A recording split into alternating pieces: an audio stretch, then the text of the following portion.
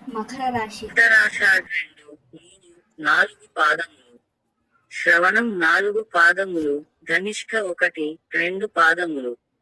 ఆదాయము 14, వ్యయము 14. రాజపూజ్యత 3, అగౌరవం 1.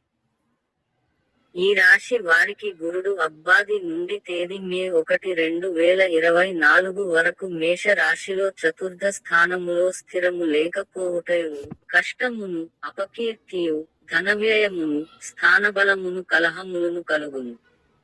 తేదీ మే 2, 2024 నుండి వృషభ రాశిలో పంచమ స్థానములో శుభుడు అగుట వలన ధనలాభమును, సంపదయు, చేయు వృత్తి యందు అభివృద్ధియు, కుటుంబ సౌఖ్యమును కలుగును.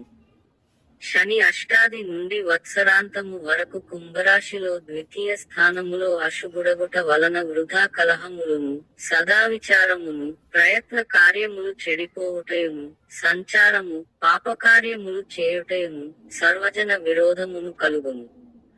రాహువు అబ్బాది నుండి వత్సరాంత వరకు మీన రాశిలో తృతీయ స్థానములో శుభుడగుట వలన సౌభాగ్యమును, వివిధ రూపముల ధనలాభమును, శరీర బలమును, కీర్తియు, ప్రజలలో మాటపలుకుబడితనమును, సర్వత్రా అనుకూలముగా ఉండును.